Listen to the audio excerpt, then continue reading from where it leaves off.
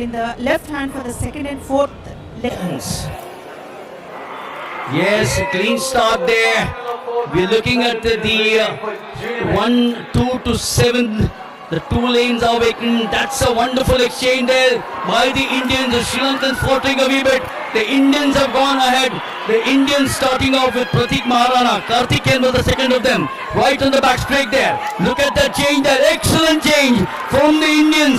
They go into the lead through the Santa Mahindra. That's the place where it's all going to happen now. Sri Lanka, oh, they're looking strong. Sri Lanka, I suspect, will finish off with the 100 meters champion. Look at Meron Julian Veerasinghe. That it's India for the gold, but look at the Sri Lankan runner. They're third. Vidushan Indu, who won the 200 meters just earlier on. And look at Meron there. 4 by 100 meters.